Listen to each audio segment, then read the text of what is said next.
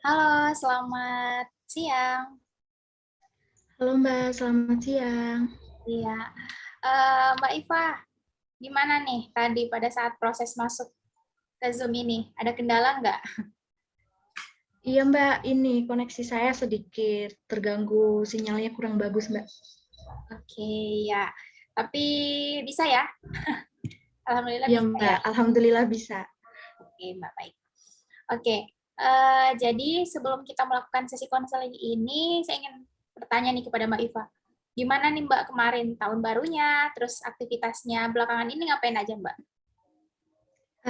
Kemarin tahun barunya lumayan asik sih Mbak, kumpul keluarga sama keluarga bakar-bakar, makan-makan gitu. Terus kegiatan saya akhir-akhir ini tuh sibuk sama kuliah karena lagi UAS ya Mbak, jadi sibuk kuliahnya. Oh, lagi UAS ya. Udah mulai UAS Ya apa Mbak, baru mau UAS, Mbak? ini lagi UAS Mbak. Oh, lagi sementara. Oke, baik. Iya Mbak. Ya. Oke, baik Mbak Iva. Sebelum kita melakukan sesi konseling nih, saya ingin mengingatkan kembali ya Mbak ya, bahwa dalam sesi konseling ini Mbak Iva tidak perlu khawatir, karena kembali lagi ya, ada konfidensialitas yang ada di klinik ini.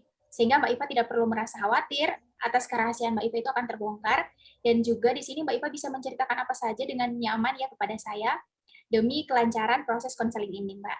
Apakah bisa dimengerti, Mbak? Baik Mbak, saya mengerti. Oke, baik. Sebelum kita melakukan sesi konseling, apakah ada yang ingin Mbak Iva tanyakan? Belum sih Mbak, kalau sekarang. Oke, baik. Oh iya juga Mbak, sesi konseling ini akan berlangsung dalam 1 kali 60 menit Mbak ya. Sama seperti kayak Baik, pertemuan-pertemuan kita sebelumnya, bahwa memang sesi konseling ini akan dilakukan selama 1 kali 60 menit ke depan Mbak. Oke, baik apakah Mbak. sudah jelas ya Mbak ya? Iya, sudah jelas Mbak. Oke, baik. Kita akan mulai Mbak, apakah sudah siap? Iya Mbak, siap. Oke, baik. Jadi Mbak, hari ini kita akan melanjutkan pertemuan kita ya.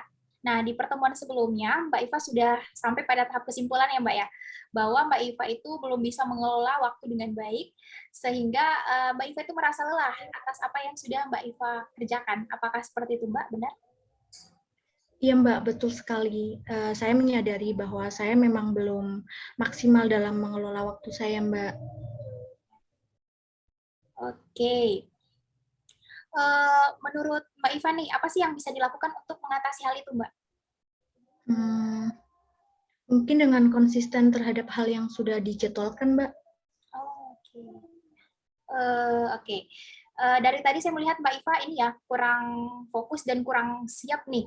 Dari verbalnya mungkin siap, tapi dari kondisi Mbak Iva mungkin lagi kurang fokus nih. Ada apa nih Mbak?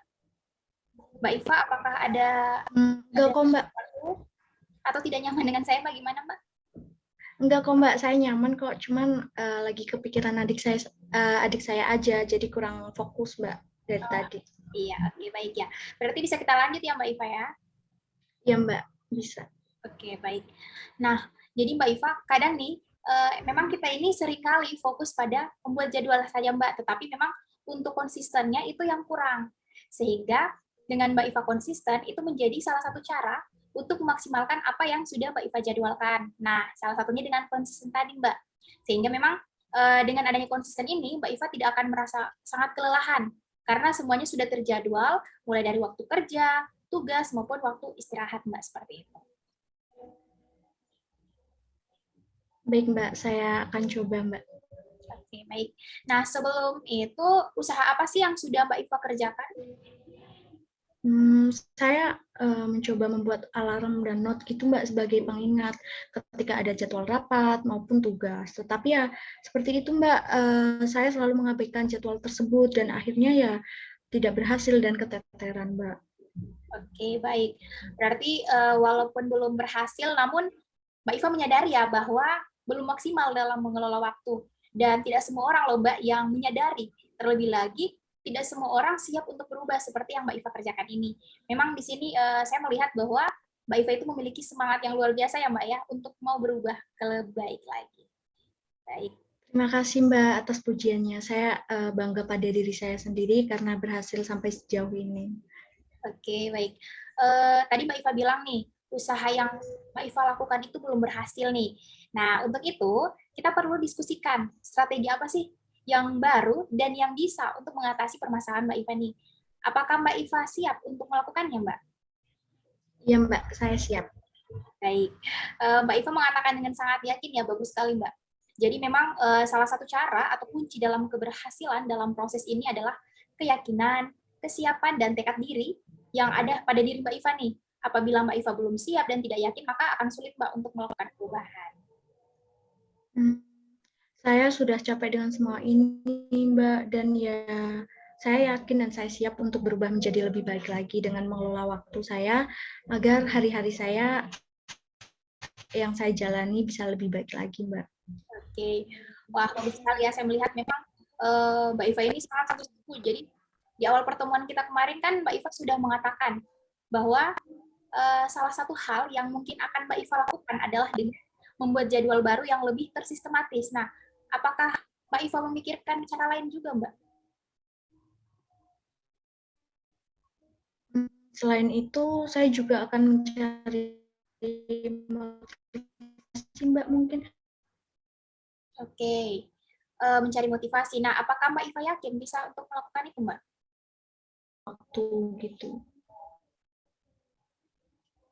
Iya, Mbak, saya yakin. Oke, baik, berarti akan ada dua hal yang akan Mbak Iva lakukan, yaitu yang pertama adalah membuat jadwal yang lebih tersistematis dan mengelolanya dengan baik.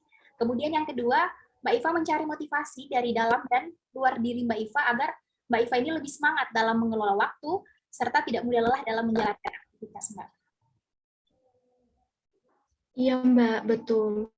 Menurut saya itu dulu, karena saya juga harus berusaha untuk bisa melakukannya kan ya, Mbak. Jika terlalu banyak, saya khawatir malahan jadi bingung dan kesulitan. Oke, baik. Nah, kedua hal tersebut memang cukup efektif ya apabila dilakukan dengan sungguh-sungguh. Nah, ketika ketika saya juga memiliki masalah yang serupa dengan Mbak Iva, saya juga melakukan dua hal itu, Mbak. Dan itu berhasil di saya, Mbak. Wah, ini membuat saya semakin yakin, Mbak, bahwa saya pasti bisa melakukannya dan bisa berhasil juga. Iya, bagus sekali ya Mbak Iva ya. Memang Mbak Iva ini memiliki semangat yang luar biasa nih ketika saya lihat-lihat. Iya, Mbak. Oh iya, Mbak, jika suatu saat saya tiba-tiba ragu, maksud saya semua orang itu kan pasti pernah seperti itu ya, Mbak. Apa yang harus saya lakukan? Oke, memang ya Mbak, kadang-kadang kita bisa dihadapkan pada situasi seperti itu Mbak. Jadi jika Mbak Iva nih sedang berada pada posisi itu, coba ingat kembali Mbak hal-hal yang memotivasi Mbak Iva dari awal sampai akhir, kemudian ingat kembali apa sih tujuan sebenarnya Mbak Iva ini. Nah, sehingga ketika itu terjadi, Mbak Iva bisa berpikiran yang positif Mbak, dan yakin pasti Mbak Iva bisa melewati tantangan itu. Oh, baik, akan saya coba, Mbak. Iya, baik. Tadi kan kita sudah membahas mengenai ini ya, membuat rancangan yang lebih tersistematis. Nah, bagaimana jika kita praktekkan saja? Apakah Mbak Iva siap? Boleh, Mbak. Oke. Siap. Baik, mari kita mulai ya, Mbak. Mbak Iva boleh menyediakan kertas Iya, sama Mbak. tulisnya? Boleh. Sebentar. Iya, baik.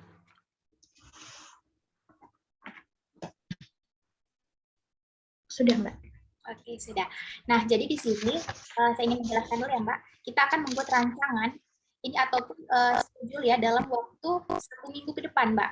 Nah, hanya saja di sini karena waktunya terbatas, kita hanya membuat di hari Senin saja, Mbak. Nah, jadi kita mulai dari jam 6 pagi sampai jam 6 pagi kembali, Mbak, dalam waktu 24 jam seharinya. Nah, Mbak Iva bisa menuliskan dari jam 6 pagi sampai jam 7 itu apa aktivitasnya, Mbak. Jadi Mbak Iva tuliskan di kertas tersebut. Baik, bisakah kita mulai, Mbak? Bisa, Mbak. Oke, baik. Mbak Iva bisa mencatatkan ya aktivitasnya dari jam 6 pagi sampai jam 7 itu apa gitu. Diingat-ingat kembali coba. Mbak Iva bisa bilang sudah ya apabila sudah selesai menuliskan aktivitasnya, Mbak. Baik, Mbak.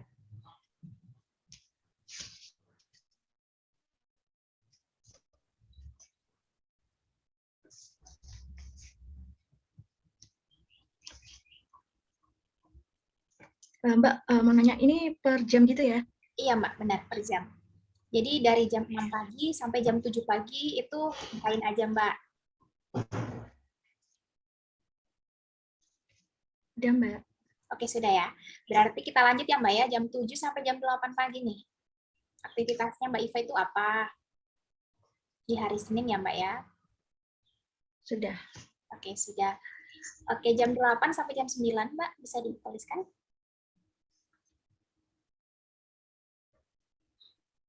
Sudah, Mbak.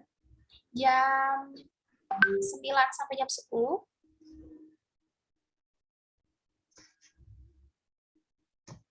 Sudah, Mbak. Oke, 10 sampai 11.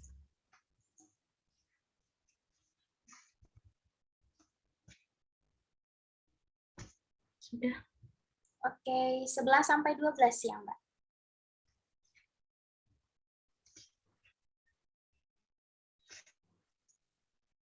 Udah, Mbak. Oke, jam gimana, Mbak?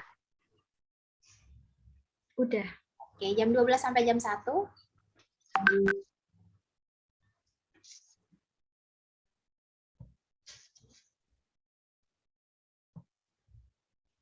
Udah, Mbak. Oke, jam 1 sampai jam 2.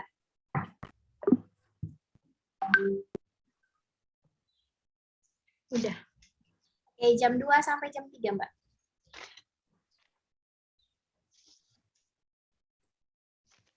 Udah. Oke, jam 3 sampai jam 4.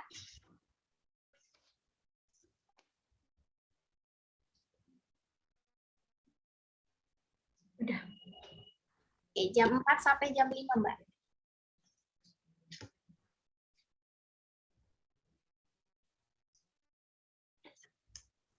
Sudah, Mbak. Oke, jam 5 sampai jam 6.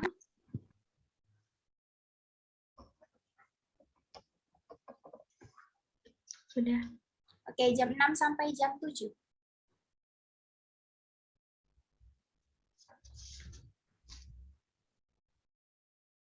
Sudah.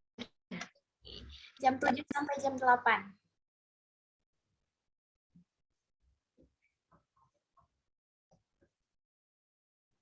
Sudah, Mbak. Oke, jam 8 sampai jam 9.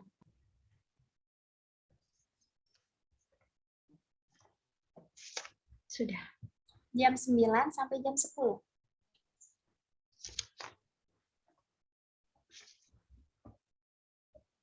Sudah.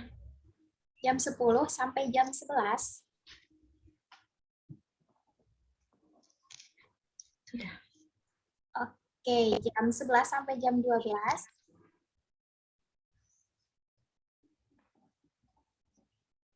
Sudah, Mbak. Oke. Nah, sebelum itu saya ingin bertanya nih sama Mbak Iva. Mbak Iva itu tidurnya jam berapa, Mbak? Biasanya jam 12, Mbak. Oh, oke, berarti bisa kita tuliskan ya jam 12 malam sampai jam 6 pagi tidur. Gitu ya, Mbak ya? Ya, karena Mbak Iva tidurnya jam 12, jadi tidak perlu lagi dicatatkan, Mbak, dari jam 12 malam sampai jam 1 gitu. Jadi langsung aja, Mbak. Dari jam 12 malam sampai jam 6 pagi itu tidur. Seperti itu ya, Mbak ya? Baik, Mbak. Nah, sebelum itu apakah ada yang ingin tanyakan, Mbak, terkait rancangannya? Udah sih, Mbak. Ini lebih jelas juga. Oke, lebih jelas. Bisa dibacakan kepada saya, Mbak, terkait jadwal yang sudah Mbak Iva buat. Baik, jadi jadwal dari pengelolaan waktu saya ini dari jam 6 sampai jam 7, saya bangun tidur, langsung mandi. Jam 7 sampai jam 8, saya makan pagi, langsung buka tugas kuliah juga. Jam 8 sampai jam 9, beres-beres, cuci piring, nyapu, gitu. Jam 9 sampai jam 11, biasanya saya kuliah online gitu, Mbak, jadi ada Zoom gitu. Terus jam 11 sampai jam 12, itu saya makan siang sama sholat gitu. Terus jam 12 sampai jam 2, biasanya ada kuliah online lagi kan, Mbak. Terus jam 2 sampai jam 3, kalau ada waktu senggang, itu saya tidur siang. Terus jam 3 sampai jam 4, biasanya saya beres-beres rumah. Terus jam 4 sampai jam 6, biasanya saya mandi sore sama bantuin ibu untuk ngurusin rumah yang satunya gitu, Mbak. Terus jam 6 sampai jam 7 saya santai sama keluarga sambil makan malam. Terus jam 7 sampai jam 8 biasanya kalau ada diskusi rapat dengan anggota kelompok di kuliah gitu, Mbak. Terus jam 8 sampai jam 10 biasanya ngerjain tugas kuliahnya.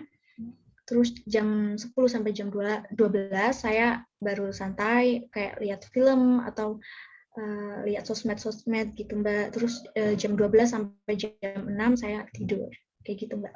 Oke, baik. Berarti lebih tersistematis ya, Mbak ya? Jam berapa saja istirahatnya, kerja tugasnya.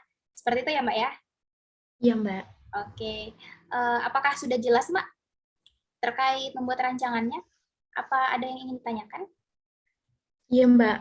Menurut saya ini jauh lebih jelas dan lebih tersistematis dari biasanya, Mbak. Oh, oke, baik. Jika sudah jelas, Mbak, saya ingin memberikan nih pekerjaan rumah untuk Mbak Iva. Nah, jadi dalam 1 minggu ke depan, itu Mbak Iva itu melakukan rancangan. Nah, rancangan itu Mbak Iva konsisten dengan mengerjakan itu yang sudah Mbak Iva kerjakan. Seperti tadi itu jam 6 sampai jam 7 ngapain gitu kan. Yang Mbak Iva mengerjakan sesuai dengan planning-planning yang sudah Mbak Iva catatkan tadi. Seperti itu, Mbak.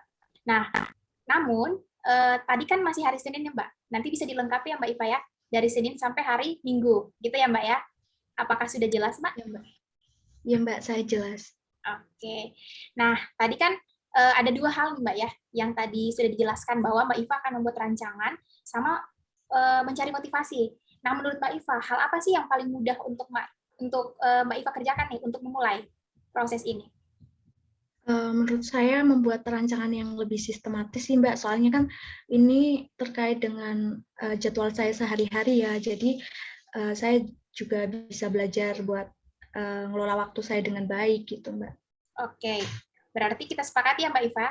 Mbak Iva akan membuat rancangan pengelolaan yang lebih sistematis nih Mbak. Gitu ya? Iya, Mbak. Baik. Oke.